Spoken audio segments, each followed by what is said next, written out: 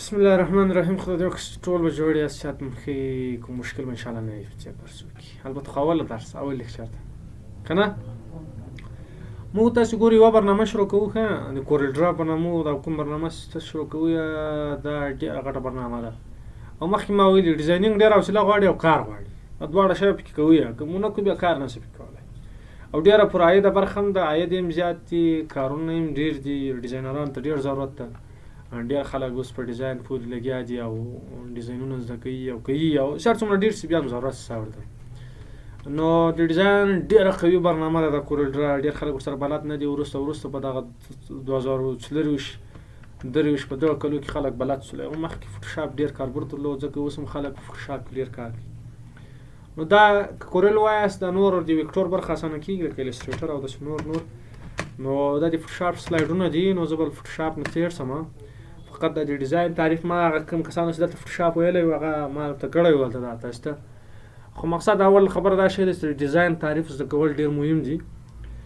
ډیزاین خو دلته ما مخکې هم در تشریح کړی و. مشکل ته حل لاره پیدا کول چې دي هغه ته ډیزاین ویل کېږي. مشکل ته که ته حل لاره پیدا کوې هغه ډیزاین ده. اوس دلته مثال موږ مخکې ورکړی و چوکۍ ده که نه. د چوکۍ چې ده دا یو مشکل د کېناستلو مشکل و. مثلا یو نفر وایي فرض که زه په یو دفتر کې کار کوم یا یو ځای تدریس کوم یا یو ځای شاګرد یم، زه مثلا باید څنګه آرام کښېنم. اوس که ولاړ یم خو سړی خسته کېږي نو نشي کېدلی، بیا نورو ته مزاحمت هم کېږي. نو اوس د چوکۍ چې ده دا د کېناستلو مشکل رامنځته شو.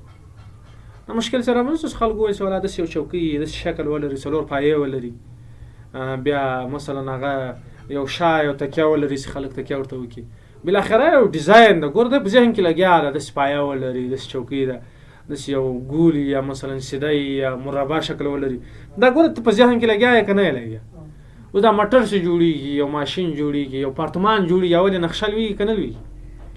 د استوګنې لپاره یو ځای جوړول دا یو مشکل دی چې ته باید یو ځای ولرې. دا که ته حل لاره پیدا کوې تا په ذهن کې یو ډیزاین رامنځته کېږي چې داسې سوي وایي، داسې سوي وایي، داسې یو شکل جوړ شوی. بالاخره هغه یو ډیزاین جوړ شي. ډیزاین چې د کمپنۍ ته ورکړه، کمپنۍ هغه تولید ځینې جوړ کړي. تولید جوړېږي دلته لاره پیدا کول. او ګرافیک چې د تصویري برخې ته وایي. یعنې موږ دلته یو طرحه جوړوو خو په تصویري شکل یې جوړوو، یعنې تصویر ورڅخه راباسو. صحیح ده.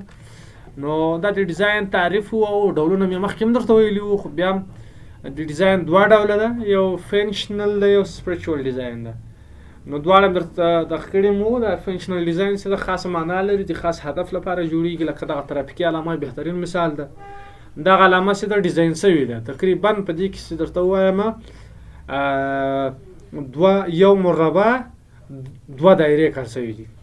یو مربع 2 دایرې کار شوي په دې کې او یو پیپ کې لیکل شوي او دا معنا لري. معنا یې دا شی دی چې دلته تاسو باید پارکینګ ونه کړئ. یعنې که څوک دا وویني دا معنا لري دا ډیزاین. او سپریچوال چې دغه خدمت درته معلومیږي دا موږ ته خوښي راوبخي.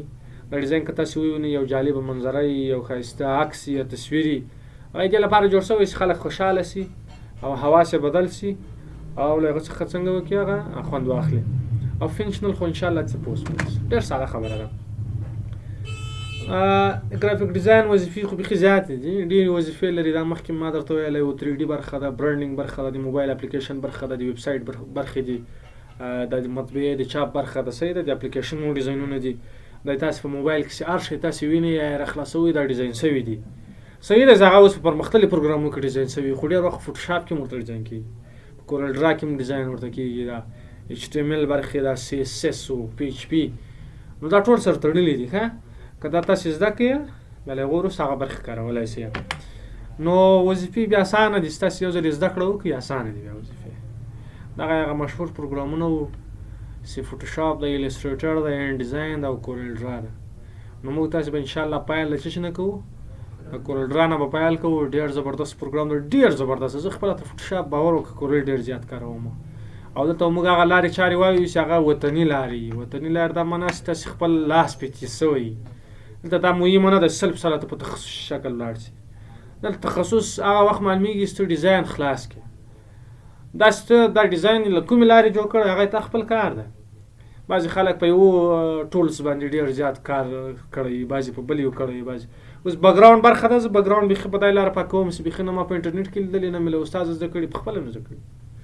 نو تاسو دلته کوشش وکړئ اسانه لارې پیدا کړئ، ساده لارې پیدا کړئ چې کار هم ډېر مخته شي.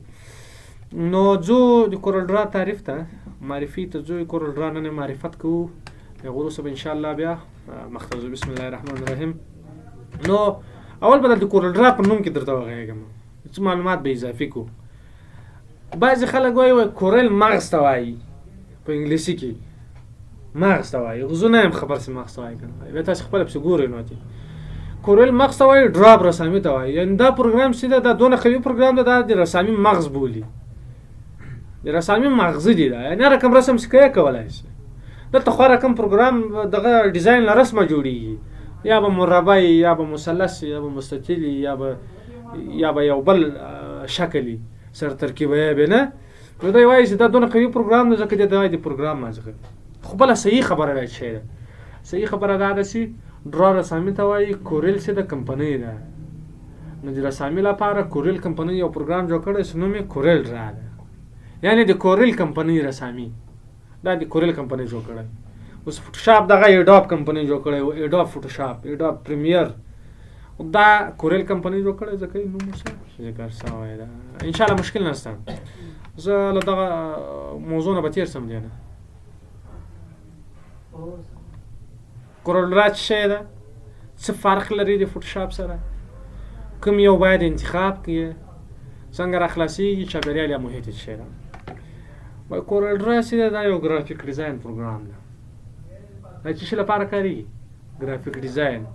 یعنې موږ ګرافیک ډیزاین کوو which is used to create banner, brochure, poster, ژورنال او هر شی چې تاسو په مخه ډیزاین درځي تاسو کولی شئ دلته یې جوړ کړئ، استفاده ورڅخه وکړئ.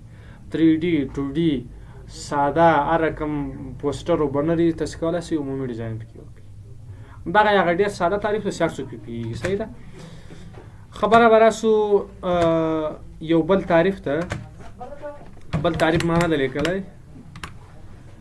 بل تعریف به زه داسې دلته درته ولیکم، خو ما نه دلته هېر شوی ده، زه به یې دلته راواخلم. دا نوی تعریف داسې کورل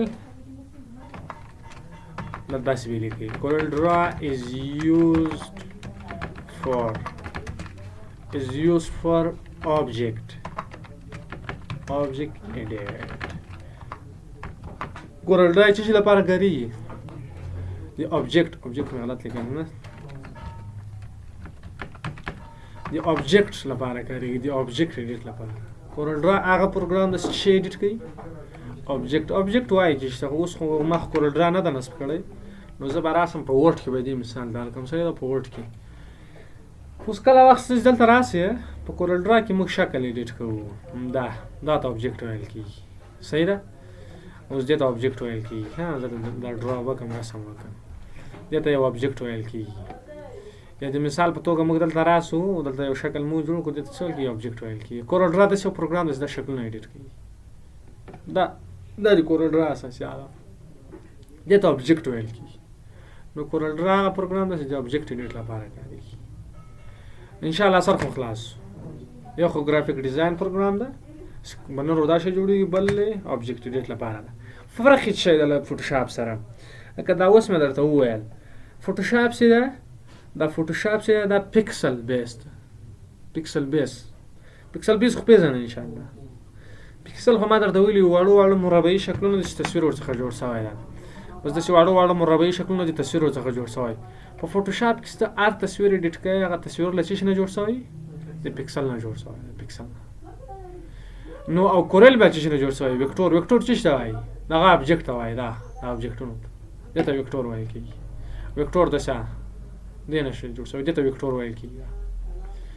اوس په نړیواله سطح چې د CorelDRAW چې په کیفیت کې یو څه نه څه لوړ ده په دې، ځکه په فوټوشاپ کې ته تصویر داخلوې، امکان لري دا تصویر لوړ او ټیټ کیفیت ولري. امکان لري په داسې موبایل اخیستل شوی چې کیفیت یې ټیټ وي. امکان لري داسې تصویر چې له 900 پکسل نه جوړ شوی یا له 600. خو دغه وکټور خو دا خو له خارج د کمپیوټر ته نه ځي، دا خود په داخل کې رسمیږي. دا ډېر لوړ کیفیت لري په دغه خاطر باندې. داسې ته په خپله رسم کوې د دې کیفیت لوړ ده، او کله خارج نه یو شی لګي امکان لري کیفیت یې ټیټ وي، امکان لري دلته په لېږلو کې خراب شي، امکان لري په اخیستلو کې کیفیت خراب وي، امکان لري مثلا مناسب تصویر نه وي. عکاسي کول خو ډېر سخت کار ده. نو فوټوشاپ کار هغه وخت سختېږي چې دا پکسل ده او پکسل سره باید تاسو ډېر زیات احتیاط وکړئ تر څو ډیزاین هم ښه تر څو چې تاسو مناسب تصویر ونه لرئ کار څونه ښایسته ډیزاین وکړئ بیا هم امکان لري چې هغه کیفیت خراب وي او خلک یې ډېر خوښ نه کړي خو وکټور چې دا بیا ډېر لوړ کیفیت لري ډېر لوړ کیفیت لري دا له څه شي نه معلومیږي دا له دې نه معلومیږي چې په کورل ډرا کې یوه صفحه اخلي تا ته وایي کیلومتر هم شته ته کولی شې چې په کیلومتر لا صفحه واخلې مثلا یو بروشر 2 کیلومتره وي اوس لکه مسلم پخوانۍ ودانۍ هم لیدلې وه چار چاپېره امکان لري 3 کیلومتره مربع راځي یوه لوحه جوړه کړي تر ټول پانتون یې راتاو کړي یا په د خارج کې بعضې 10 منزله اپارتمان هم لیدلی یو تصویر یې پرې راځړولی غټ که نه نو د هغو لپاره بیا که تاسې ایډیټ کوئ بیا وکټور ډېر زیات مهم ده ځکه خپل کیفیت ساتي دا خرابېږي نه او بهترین نتیجه تا ته لاسه درکوي او ډېر جالبه ده خلاقیت کولی شي په فوټوشاپ کې خو معلومه ده عکس سپین که عکس تور که ویښتان تور که ویښتان سپین که بکګراونډ لرې که بکګراونډ واچوه دا کارونه دي خو دلته په کورل ډرا کې ته لوګو جوړوه نو راته خپل ذهن وجنګوه چې ته کوم قسم لوګو جوړوه بیا خپل اصول لري انشاءالله که مکمل کلاس تعقیب سو بیا تر اخره ویل کېږي دا لوګوګانې به موږ جوړوو هغه پروژې به بیخي زیاتې دي او لادارې به انشاءالله لار لیکچر سره باید پروژه ولرو حتی له څلورمه لیکچر وروسته باید د هر لیکچر سره پروژه وي نو موږ به انشاءالله مخته ځو او تاسې بیا وریم پسې وګورئ یو بل څه فرقونه هم شته دغه فرقونه دي یو خو هغه عمومي و هغه اصلي فرقونه وو دا فرقونه څه شی دي په کاري محیط کې فرق لري کورل ډرا فوټوشاپ په کاري محیط کې فرق لري فرق یې څه شی ده د کورل کاري محیط ساده ده او د کارکوونکي لخوا خوښوونکی ده کورل ډرا ډېر ښه محیط لري جالبه ده او فوټوشاپ بیا پیچیده ده لیدلې به مې خپله اخلاص کړی م دي خپله به درته معلومیږي که چا نه اخلاص کړي خلاص به خو په جوړښت کې بیا پروګرامر کار یې ورکړی ده کورل ډرا هلته پروګرامر بیا ډېر زحمت ایستلی ده جوړښت کې بیا کورل ډرا ډېر سخت جوړ شوی ده ښه ځکه یې محیط ساده شوی د فایل ډولونه دا خو هم درته وویل کورل وکتوري دا بل پکسل ده دا خو هم درته وویل صفحه بندي په کورل کې د ډیزاین جوړولو لپاره او د چاپ لپاره صفحه بندي ډېره مهمه ده خو په فوټوشاپ کې ډېره مهمه نه ده ولې نه ده مهمه په کورل کې ځکه په کورل کې که ته صفحې ته فکر ونه کړې نیم ډیزاین به د صفحې اخوا ته چاپ شوی نیم به بیخي راغلی نه وي دا ولې کورل داسې ده لکه اکسل هر څونه چې اخوا او دېخوا ته ځې دا ته بندیز نشته A4 ورقه دې دومره اخیستې خو تر A4 باندې هم ډیزاین کولی شي دلته باید ته د ډیزاین په وخت کې متوجه اوسې صفحه بندي مهمه ده چې ما صفحه څومره ده فوټوشاپ کې که ته متوجه یې که نه یې متوجه تر صفحې باندې ته وتلی یې نشې هلته وریا ساحه مشخصه ده که ته متوجه یې که نه یې کار نشې کولی هغه خو په کورل کې بیا ته کولی شې چې یو بلې خوا ته ووځې خو د ډیزاین په وخت کې ته چاپوې یا PDF کوې یا مثلا عکس تاړه هلته باید متوجه اوسې چې ما صفحه څومره ده ډیزاین په کومه ساحه کې پروت ده څومره وتلی یا به وروسته معلوم شي انشاءالله نو دغه یې څه فرقونه وو اوس خبره دا شی ده چې کوم پروګرام خلکو ته ور وټاکئ مه ټاکئ خلکو ته تاسې دلته مشوره نشئ ورکولی علت څه شی ده دوه پروګرام دوه هدفه لري ته اوس نفر ته ووایه چې دا هدف څه شی ده که فوټو ایډیټ فوټوشاپ مشوره ورکړه که تاسې البته دغه پکسل هم فوټو ایډیټ پکسل او که د ده هدف آبجیکټ یا وکټوري بیا دغه کورل ډرا مشوره ورکړه اوس ته داسې نشئ ورته ویلی چې یا دا دواړه خپل هدف لري ورته وایه وروره که ته تصویر لپاره کار کوې یا تصویر غواړې پکسل غواړې فوټوشاپ ته انتخاب کړه چې کار دې اسانه شي او که ته وکټور او آبجیکټ غواړې ته څه انتخاب کړه کورل انتخاب کړه کار به دې اسانه وي نو اوس داسې نشئ کولی چې ته ورته وایه چې وروره دا فوټوشاپ وټاک نور هر څه کولی شي نو انشاءالله په سلیکشن خو پوه سواست انتخاب به تاسې هغه وخت ورته کوئ چې د ده مشکل یا د ده ضرورت تاسې وپېژنئ ضرورت ته په کتو سره به سلیکشن وکړئ او کورل ډرا څنګه خلاصېږي دا خو کورل ډرا دلته نشته که وایي ما به عملا درته کار کړی و بني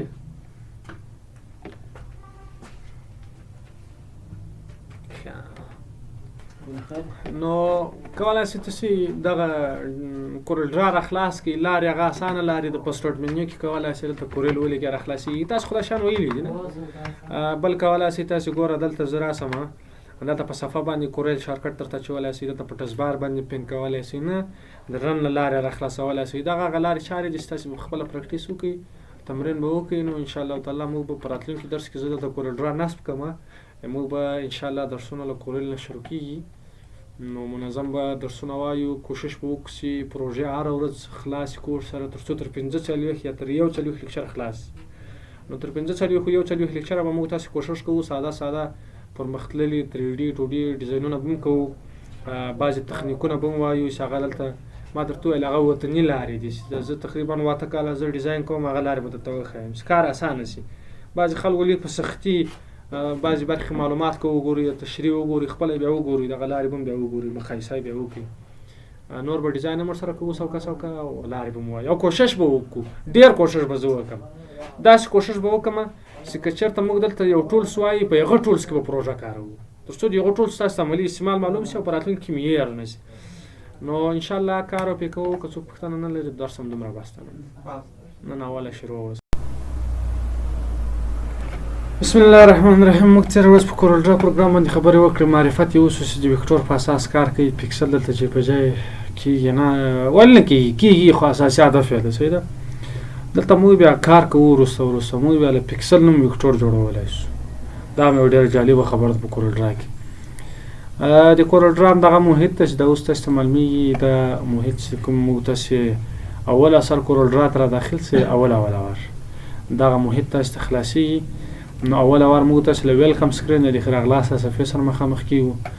ویلکم سکرین کې هم دا برخې دي، یو دا برخه ده، یو دا برخه ده، دوه برخې دلته لاندې دي او دا برخې دي. تقریبا موږ دلته 6 برخې لرو. د راغلاس په صفحه کې د فوټوشاپ کې موږ دا شی درلودو، خو دا نسبت یو څه متفاوت ده، جوړښت یو څه فرق سره کوي. ښه موږ تاسو لپاره موږ اوس تاسو په ورک سپیس کې ولاړ یو. ورک سپیس او ګیټ سټارټ موږ ته کار کوي، د لاندې برخه موږ تاسو کار نه کوي. دا ځکه تاسو دلته لیکلي آفلاین یاست، تاسو انټرنیټ نه لرئ. که انټرنیټ ولرئ، اکاونټ ولرئ، تاسو بعضې نوي شی ترلاسه کولی شئ او خبرداری ترلاسه کولی شئ چې کورل کمپنۍ کوم ایډیټ کړی ده، کوم نوی شی جوړ کړی دی یا کوم تغیرات راغلي دي. نور داسې خاص خبرې پکې نشته. نو دلته ګوره زه په فی الحال په دغه ګیټ سټارټ کې ولاړو. دلته دا ورک سپیس دلته خبر ده. په ورک سپیس به خبره وکړم. ورک سپیس ته تا ته اوس دا وایي چې دا کاري ساحه یې څه لپاره جوړه. مثلا که یو نفر د رسام د په کورل ډرا کې رسم کوي، الستریشن به انتخاب کړي. الستریشن اوس الستریشن که تا انتخاب کړي، تا کاري محیط به د رسامي لپاره جوړ شي. بعضې شرایط دي، بعضې اصول دي، بعضې تنظیمات دي، بعضې محیط هغه رسامي لپاره ځان جوړوي او هلته جوړېږي. نو موږ تاسې دایمي ډیفالټ د کمپنۍ لخوا چې موږ تاسې کوم انتخاب شوی هغه صحیح انتخاب ده کورل ډرا. خو که یو نفر مثلا په ټچ کې کار کوي، دا به اخلي. په دا سپیسي برخه کې د الستریشن د پیج لیاوټ ته الستریټر برخې هم راخیستې دلته ګوره چې دا ټول همدا د رسامي لپاره تاسې کولی شئ کار وکړئ او ویکټور لپاره. نو ډیفالټ بهترین حالت ده، خو نور هم خبرې کوو په دې کې په دا ورک سپیس کې. نو موږ تاسې فی الحال ګیټ سټارټ ته ځو، یعنې راځئ چې شروع وکړو. په شروع برخه کې اوله موضوع موږ تاسې شی ده نیو ډاکومنټ ته موږ تاسې یو نوی سند جوړوو. کولی شئ تاسې دلته راسئ، په دې مثبت باندې کلیک وکړئ. نو تاسې به هلته یو وینډو خلاص شي، کریټ نیو ډاکومنټ. دا تفصیل سره تشریحات غواړي، موږ اوس نه ورته داخلېږو. دلته کولی شئ نوې صفحه واخلئ، کنټرول ونیسه، ان ووهه، کنټرول ان لارې نوې صفحه اخیستلی شئ. او دلته مثبت لیکل شوی دی ویلکم سکرین له بغله، دلته که کلیک وکړئ دلته نوې صفحه اخیستلی شئ، نوی ډاکومنټ. که فایل باندې کلیک وکړئ، فایل دلته نیو باندې کلیک وکړئ، له دې لارې نوی ډاکومنټ اخیستلی شئ. نو او که د هغه لارې نه شئ اخیستلی، دلته موږ تاسې سټنډرډ بار کې دلته هم نیو لرو، دې لارې کولی شئ. یعنې 4 یا 5 لارې دي چې موږ کولی شو چې نوی ډاکومنټ را اضافه کړو، خپل کار شروع کړو. نو موږ به ولاړ شو مستقیما به یو ځل نن په چاپېریال یا په محیط خبرې وکړو. خو له هغه مخکې به یو بل شی درته ووایم. دا د موږ تاسې ویلکم سکرین که تاسې وګورئ ظاهرا خو دغه برخې خو تشریح شوې که نه. دا خو برخه موږ په 3 برخو تقسیموو. یو خو دغه د نیو ډاکومنټ برخه ده، یو دا ته ټمپلیټ ویل کېږي. ټمپلیټ تیار جوړ شوي نمونو ته وایي. دا چا جوړې کړي نه دي، دا کمپنۍ جوړې کړي. اوس مثلا یو قطعه غواړئ ته یو آیسکریم شکل غواړئ، یا فرض که تاسې هلته یو پیکه خبره دلته دا کړې ده، دا هم تاسې کولی شئ لاسته راوړئ. که نور زیات نمونې غواړئ دلته لیکلي نیو فرام ټمپلیټ، نور نمونې هم اخیستلی شئ. که ته دلته ساین ان شوی یې، ساین ان دلته ګوره د ساین ان علامه چې درکړي، اکاونټ ولرئ او د کورل له کمپنۍ سره وصل یې، امکان لري په میلیونو نمونې لاسته راوړي. دلته په میلیونو په زراو نمونې لاسته راوړي، تیار جوړ شوي ډیزاینونه یې ښه. نو دا برخه د ټمپلیټ برخه ده چې تیار جوړ شوي نمونې دي او که نور غواړي او تا را ډاونلوډ کړي یا ته دلته وصل یې دلته په دغه نیو ټمپلیټ کلیک وکړي او اوپن ډاکومنټ خو پوهېږي انشاءالله پخواني جوړ شوي فایلونه راخلاصوي دا خو نوی جوړوي او دا پخواني فایلونه چې مخکې جوړ شوي هغه به تا ته راخلاص کړي او دلته به ته استفاده ورڅخه وکړي او بیا ایډیټ پکې راولې کار وکړي نو موږ مستقیما ځو داخل ته ځو چاپیریال معرفي کوو محیط معرفي کوو د سند جوړول یا د ډاکومنټ جوړول دا نه اخلو صحیح ده مستقیم ځو دلته CorelDRAW پروګرام را خلاص شو CorelDRAW پروګرام به زه سایز وړکی کړم په CorelDRAW پروګرام کې ما مخکې هم درته وویل که ته د ورقې سایز انتخاب کړې دا د ورقې سایز ده دا خو ته دلته هم کار کولی شې دلته هم کولی شې دلته هم کولی شې دلته مو وویل چې CorelDRAW کې صفحه ډېره مهمه ده چې باید ته صفحه بندي وکړې اوس د چاپ په وخت کې باید دغه ډیزاینونو ته متوجه اوسې چې په دغه صفحه کې ځای په ځای شي دې خوا ته دې خوا ته باید نه وي څنګه اسانه لار ده زه هره ورځ په درس کې یو تخنیک ته ښیم یو یا دوه شارکټه درته ښیم راځئ موږ تاسو بیا یو ځل چاپیریال ووایو بیا به کار پسې همداسې پیل کړو د CorelDRAW پروګرام چاپیریال یا محیط خو دغه بټن خو کنټرول بټن دی کنټرول بټن یا کیپشن بټن نو دا برخه ته کنټرول بټن یا کیپشن بټن وایي دا برخه کنټرول بټن خبر رااله دې برخه ته دې خوا سر ته زه به یو کلیک وکړم دلته دا برخه چې کوم ده دلته چې تاسې وګورئ دا ټایټل بار ده ټایټل بار له دوو برخو جوړ شوی ده یو د CorelDRAW پروګرام نوم ده او بل یې هغه ورژن ده او بل یې هغه بیټ ده 40 بیټ ده که 2 دا ده او دلته د پروژې نوم یا د ډاکومنټ نوم ده اوس سند انټایټل ده ګوره که نه عنوان نه لري که مثلا آی ډي کارت دې لیکلی دلته به آی ډي کارت لیکل کېږي که بزنس کارت یې که لوګو یې که شی نو ټایټل بار چې دی یو دغه د پروګرام مشخصات پکې دي او بل هغه د موږ ته چې دي ورځنی کوم کار چې ذخیره کړی ده د هغو هغه نوم به یي د فایل نوم نو دا برخه شوه کنټرول بټن ټایټل بار او بله موضوع چې ده دې ته مینیو بار ویل کېږي دا خو انشاءالله پوهېږي مینیو بار ده دا مینیوګانې دي دا مینیو ده ټیب نه ده ګورئ په ورډ کې موږ ټیب ورته ویل دلته ځکه په ورډ کې دلته تنظیمات راخلاصېدو پسې خو دلته دا مینیو لیست ته وایي ګوره که زه په فایل کلیک وکړم دا لیست راخلاص ځکه دې ته مینیو وایي او دغه لاندې چې مثلا په ورډ کې خو موږ دلته په هوم ټیب چې به دې کلیک وکړو دلته خو به داسې لیست نه راخلاصېدو ورته ټیب وایي ښه نو دا ته مینیو بار ویل کېږي ښه د مینیو بار لاندې چې کوم موضوعات دي دې ته څه ویل کېږي دا برخه ده دې ته ویل کېږي سټنډرډ بار دا سټنډرډ بار تغییر نه کوي دا که ته هر قسم پروژه جوړوې کله دې ټول سناریو انتخابوې دا به ټول ثابت دي چې موږ باید اول دا ووایو ځکه دا ثابت تغییر نه کوي باید دا وویل شي له هغه وروسته بیا مخته پسې ځو نو دا منیو بار سو دا لاندې چې دا شی سو دا سټنډرډ بار سو او له سټنډرډ بار نه لاندې برخه چې دا کومه دا برخه دې ته بیا پراپرټي بار وایي پراپرټي بار چې دا هغه بیا د دغه ټول بارس تابع ده دلته که د زوم برخه انتخاب کړه د پراپرټي هم د زوم راځي که د ریکټینګل انتخاب کړه دا ریکټینګل والا راځي که د الیپس انتخاب کړه د الیپس راځي او که دلته د افیکټ انتخاب کړه دلته به دغه د افیکټ والا تنظیمات راځي دا ایډیټ کوي تغییر کوي له چې سره تغییر کړه دغه برخه سره که دا برخه هر یو انتخابول دا تغییر او د پاس کوم سټنډرډ بار چې دا به تغییر نه کوي نو خبره بل رااله چاپیریال یا محیط وروسته بیا ټول یو په نښه کوم درته دې برخه ته ویل کېږي ټولز بار دا برخه ټولز بار ده چې موږ د CorelDRAW څو فیصده کار دلته کوو 80% یا 15% کار دلته پروت ډېر زیات مهم دی دا کوشش به کوو تر 18 لیکچره تر 19 لیکچره دا ټول ختم شي امکان لري په 2 لیکچر کې موږ دا ختموو نو دا ټولز بار ده او دا برخه خو رولر بار ده پوهېږي دلته او دا پاس برخه چې کوم ده دې برخه ته موږ ته چې ده اکټیو وینډو بار یا برخه ورته وایاست یا نه ورته وایاست دا برخه چې هغه ډاکومنټونه هغه پروژې چې دلته فعال وي لکه ویلکم سکرین ده مثلا دا لوګو ده دا بروشر ده بنر ده پوسټر ده دا برخه کې تا ته هغه صفحې هغه ډاکومنټونه چې اوس مهال خلاص هغه به تا دلته څه کوي او دا د خاطر چې دا برخه د کلر پلیټ وایي کلر پلیټس کلر بار ورته وایي رنګ برخه ده ښه دا پلیټس دي او رنګونه دي تاسو کولی شئ رنګ ورڅخه څنګه کړئ راواخلئ استفاده ورڅخه وکړئ نو دغه موږ چاپیریال یو ځل یو عمومي خبره پرې کومه دې برخې ته ویل کېږي ټایټل بار وبخښئ کنټرول بټن او دې برخې ته ویل کېږي ټایټل بار او دا لاندې برخه چې کومه ده دې برخې ته چې ویل کېږي منیو بار ورته وایي دې برخې ته ویل کېږي سټینډرډ بار، دې برخې ته ویل کېږي پراپرټي بار، دې برخې ته ویل کېږي ټولز بار، او دې برخې ته ویل کېږي کلر بار یا کلر پلیټس. او دا برخه چې دا د وینډو برخه ده، وینډو بار ده، یا هغه اکټیو وینډوګانې چې کوم دي، هغه ډاکومنټ چې کوم دي، هغه به تا ته دلته یو ښکاري. او دا برخه خو چې دغه ورک ایریا ده نه، هغه د کار ساحه ده چې تاسو کولی شئ دلته کار پکې وکړئ، استفاده وکړئ. دلته هم کولی شئ، نو استفاده ورڅخه کولی شئ، ګټه اخیستلی شئ. په چاپېریال یا محیط کې خو انشاءالله مشکل نشته. نو دا برخه رولر بار ده، رولر بار هم شته، ورټیکل رولر او هورزنټل، افقي او عمودي.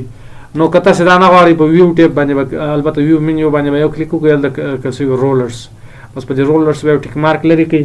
نور تاسې دلته خطکش نه لرئ، خطکش نه استفاده نه شئ کولی. نو بیرته به ویو ته ځئ، هلته به تاسې هلته څه کار وکړئ، دا رولرز ټیک مارک به تاسې فعاله وساتئ، بس دا به اتومات څنګه شي راخلاص به شي او هلته به تاسې استفاده ورڅخه وکړئ.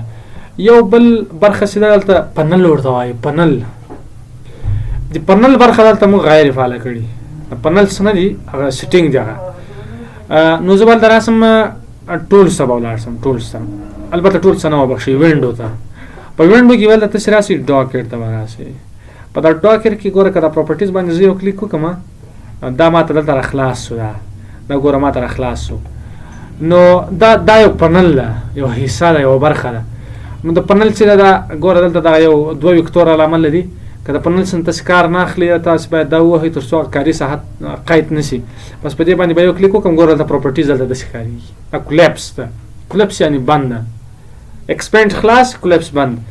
نو دلته زه نورې برخې هم دلته وینډو ته به ولاړ شم، او دلته په وینډو باندې زه یو کلیک وکړم، ګوره ډاکټ ته به ولاړ شي. او مثلا زه دلته اوبجیکټ دا یو بل هغه پنل ده، دې باندې به زه کلیک وکړم، ګوره دلته لاندې اوبجیکټ څه او دا پراپرټیز ده. که تاسې بل یو راخلاصوئ، وینډو ته به ولاړ شي، ډاکټ ته به ولاړ شي، مثلا شیپس به موږ رافعاله کړم. نو دا شیپس شکلونه دي. نو اوس ګوره موږ دلته څو دانې دغه لرو، پنل لرو، 3 پنل لرو. اوس دا 3 پنل لیکه دا ته خلاصوئ، یو کلیک به وکړئ، زه کلیک وکړو دا به راخلاص شي. دا خپل خاصې وظیفې لري، وظایف یې موږ نه دي ویلي. لکه مثلا موږ دلته یو دایره رسم کړه، هغه دایرې ته که هلته ګوره زه د رنګ سیټینګ کوم، ګوره زه به دا رنګ واخلم، هغه آوټلاین یې همداسې شو. که د آوټلاین ضخامت زیاته یې ګوره دومره به شي، یا مثلا زه به دومره واخلم. نو دلته به موږ تاسې هلته راسو، دلته به اندازهګیري واحد ګوره موږ واخیستل، صحیح ده. نو زه به دا یو څه زیات کړم، د دې جنه به سټایل ورته تغیر کړم، ګوره په داسې شکل سره داسې ودلله. دا ګوره پراپرټیز یې مشخصات دي. یو نفر وایي دا پراپرټیز دي، دا بیل وښیه، نو به دا به داسې راکش کړي، دلته به داسې خطا کړي. دلته ګوره بېله برخه شوه، جدا شوه دا بیخي. ګوره 2 برخې هلته پاتې شوې، دا جدا شوه. دا کولی شو جدا کړي، له یوې ساحې نه بلې ساحې ته یوسئ، دلته پاس یې واچوئ، هرې خوا ته یې وړلی شئ او بندولی هم شئ. د پراپرټیز یو شارټکټ ډېر مهم ده.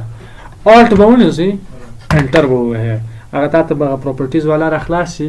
پراپرټیز کې بې نهایت ډېر زیات موضوعات دي، انشاءالله بیا په تفصیل سره مخ ته ځو، همداسې بیا وایو او ګټه به اخلو.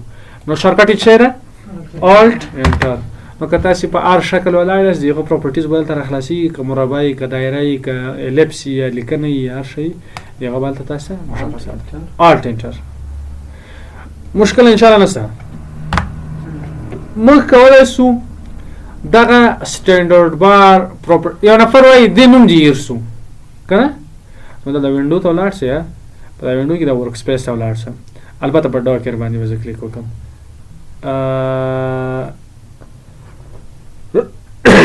په ټولز کې ده که په کوم ځای کې ده چې موږ دا چاپېریال یا محیط دلته لرې کړو، زه دلته دا په کوم دغه کې د ټیپ کې زه درته وګورم. په ورک سپیس کې خو موږ دلته دا نه لرو که نه، په ډاکر کې هم نه، په ټول بارز کې ده خبره. ګوره ته لیکلي سټیټس بار نه ټیک مارک لرې که. سټیټس بار ګوره هغه لاندې برخه ده، سټیټس بار لاندې برخه اوس نشته. بیرته به وینډو ته ولاړ شئ، ټول بارز ته به ولاړ شئ، بیرته به د سټیټس بار ټیک مارک فعاله کړي. ګوره دغه لاندې نه د انګلیش څه لیکل شوی، دغه آوټلاین چې ده، دغه رنګ چې ده، دا ورته سټیټس یا د حالت برخه وایي. یا مثلا ته CorelDRAW ته داخل شوې، دغه سټینډرډ دا ټیک مارک چې غیر فعاله کړی، ګوره سټینډرډ بار نشته. نو که سټینډرډ بار غواړئ، بیرته به وینډو ته ولاړ شئ، ټول بارز ته به ولاړ شئ، او د سټینډرډ ته به ټیک مارک فعاله کړي، بیرته به راپیدا شي. یا پراپرټي بار نشته، ډېر زیات مشکلات دي دلته. ګوره پراپرټي بار ګوره دا نشته. نو دلته کولی شئ بیرته بیا ټول بارز ته راسئ په وینډو کې، او د ټیک مارک داسې فعاله وساتئ، استفاده ورڅخه وکړئ. اوس بل کار هم وکولی شو، دې موقعیتونه موږ تغییرولای شو. څنګه وینډو ته به ولاړ شي، د ټول بارس ته به ولاړ شي او اخر کې لیکل شوي لاک د ټول بارس، بس د ټیک مارک به لرې کې ټول دلته بغل کې داسې ډاټ یا نقطې پیدا شي، بس دا که داسې ونیسي هغه مثبت علامه پیدا شو، دا به داسې راکش کړي دا به داسې کېږي. موږ کولی شو چې دا تغییرات پکې راولو او بېرته دا داسې ونیسو، دلته داسې او دې ته داسې نږدې واخلو. ګوره اتومات ګوره دغه پراپرټي بار به زه راواخلم دلته به خطا کړم، نو کولی شي دلته ګوره بېرته به دا پاس دلته راواخلم او په دې شکل کې دلته جای په جای کړم. ګوره دلته اتومات جای په جای شو، یعنې هره برخه ته داسې ونیسئ راکش یې کړئ دلته خطا کولی شي او بېرته له دې ځای نه وړلی شي. دا د رنګ برخه هم ګوره دلته کولی شي دې خواته یې راوړي یارې برخې ته وړي دلته ګوره که مثلا دلته زه دا راوړم دلته خطا کړم. نو بعضې کسانو په کورل کې به رنګونه داسې ښکارېږي، مونږ به خبردار نه ده چې دا ولې داسې نه، ځکه دا دوی دلته جوړې کړي دي، نو بېرته به دا راواخلي د بغل کې به داسې واچوي. که نه غواړې چې دا انتقال کړي نو دلته به راشي ټول بارس ته او لاک د ټول بارس به ټیک مارک فعاله کړي دلته به. اوس که دا هر څومره دا دلته بعضې برخې ګوره دا دلته راکشومه نه کېږي، خو دا د رنګ برخه اوس هم څنګه ده تغییرولای شو. انشاءالله په دې کې خصوصا راستم بیخي په راتلونکي درس کې یو څو شی نور هم درته وایم ځکه درس مس کوم. په راتلونکي درس کې موږ تاسې له دغه نیو ډاکومنټ یا نوی سند چې موږ اخلو له دې به موږ کار شروع کېږي او داسې په ټولس برخه باندې موږ تاسې کار کوو.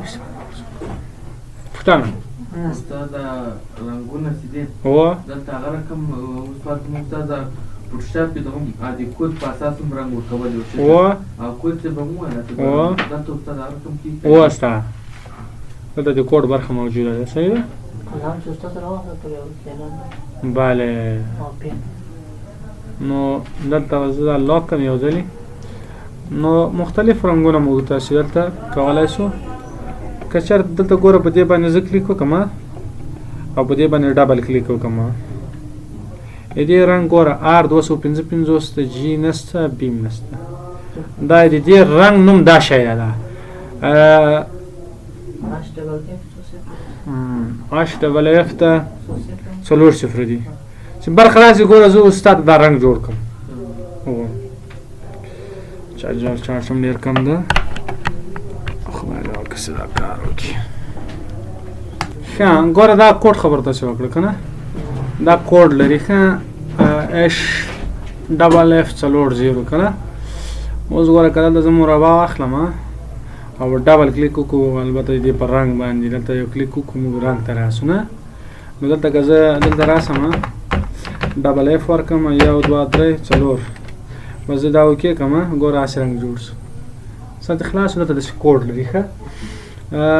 نور انشاءالله موږ سبا ته کار شروع کوو. فقط زه به یو شی درته ووایم ډېر مهم ده، ما نه هېرېږي بعضې شی دلته ډیزاین کړی ده. اوس که دا صفحې ته راخلاصه کوئ یو تخنیک درته ښیم اوله ورځ تخنیک. اوس که دا ټول انتخابوئ دغه اول پیک ټول ورته وایي، ډبل کلیک په دې پیک ټول وکړي ټوله صفحه انتخاب شي، دا به داسې راوړه کېږي دلته به کېږي بس چاپ یې. نو ډبل کلیک ستاسې په پیک ټول وکړي څومره ساحه ستاسې دلته ټوله وله دی هغه به څنګه شي ټوله انتخاب به شي په دغه پیک ټول شي. ګوره ډبل کلیک وکړي داسې هر څومره ساحه چې لري ګروپ کولی یم شي راټولولی یم شي رنګ هم ورکولی شي. اوس هر قسم چینج چې راولئ په ټولو کې به راځي که به نه راځي. نو ډېر اسانه کولی شئ استفاده ورڅخه وکړئ. که چېرته تاسې یو ډیزاین کوئ او د لوکیشن له امله تاسې نه یي دا څنګه رسمولی شئ. یو ځلې به دایره راواخلئ ښه، دایره چې مې راواخیستله دایره بیا به له هغې وروسته په دې نقطه باندې کلیک وکړئ، دلته د پین ټول یا د بیزر هر یو چې راخلئ تاسې خپل کار ده. زه به بیزر راواخلم، یو ځل دا دایره نه انتخابوم بیزر ټول به راواخلم. دلته به یو کلیک وکړئ، دلته به لاندې بل کلیک وکړئ دغه ساحه به وي، دلته به بل کلیک وکړئ او دلته به بل کلیک وکړئ. بس دلته سم کلیک وکړو دا کلیک کږی پروا نه که دا به زه داسې راواخلم په دې باندې. داسې کار چې موږ کړو دلته ګوره موږ په دې نقطه باندې کلیک کوو، دلته موږ سمارټ فیل لرو. سمارټ فیل باندې بس دلته دې ټولو ته رنګ ورکړم، دلته چې رنګ ورکړو دا به ټول انتخاب کړم او دلته به څنګه کړم دا به زه دلته ټوله انتخاب کړم او دلته به زه دا څنګه کړم یو ځای به کړم سره یو ځای شوه او د دې آوټلاین نه آوټلاین به ټول ختم کړئ، دلته آوټلاین به ټول لرې کړئ. ګوره دا لوکیشن شو که نه شو اوس به هلته تاسې راسئ د سنټر به هلته یوه دایره رسم کړئ داسې ښه یوه دایره به رسم کړئ. دلته به ګوره سپین رنګ ورته ورکړئ. بس د دې آوټلاین به څنګه کې ختم به کړئ ښه. آوټلاین چې دې ختم کړو بس دا به د دې خوا څنګه کې سنټر ته به راغلی. ګوره څونه اسانه موږ د یو لوکیشن علامه ته کورل ډرا کې ډېر اسانه ډیزاین کیږي د لوکیشن علامه جوړه سو بس تاسو په ډیزاین کې دا کارولای شئ استفاده ورڅخه کولای شئ او ګټه ورڅخه اخیستلای شئ او کار ورڅخه اخیستلای شئ ګوره د لوکیشن علامه سول د ګروپ د کنټرول جی شارټکټ ده بس دا واخله د زیات د کې خو دا بدل تر واخم دا به دسی واخلم او دا به واخم دلته به کوم او د لوکیشن به زه ګول درته جوړ ډېر ساده ساده شیان کېږي هلته په کورل ډرا کې یا موږ دلته ما ورته وویل دا ټول پکسل بیس نه ده البته ویکټور ده دلته که چېرته موږ مثلا یو منډیلا رسموئ دا به هلته داسې کېږي دې زاویه به داسې لیک چینج کړي کنټرول به له آرټ سره ونیسئ دا به ګوره داسې یو اسانه ساده منډیلا رسم شي ډېر ساده ډېر اسانه ده دا کنټرول آر صحیح ده دا اوس ولې څومره بې کیفیته ښکارېږي دا ولې دا خو موږ وایو چې کیفیت ډېر لوړ ده دلته په ویو کې ما نه یو شی انتخاب شوي پکسل انتخاب شوي داسې به انهانس واخلئ اوس به وګورئ څونه سخت فوټوشاپ چاپېریال هم انتخابولی شي یو موضوع په پکسل درته ښکاره شي خو موږ یې نه ښکاره کوو په راتلونکي درس کې به نورو شروع کوو صحیح ده هغه د موقعیت علامه به تاسې سبا ته څنګه کړي جوړ کړو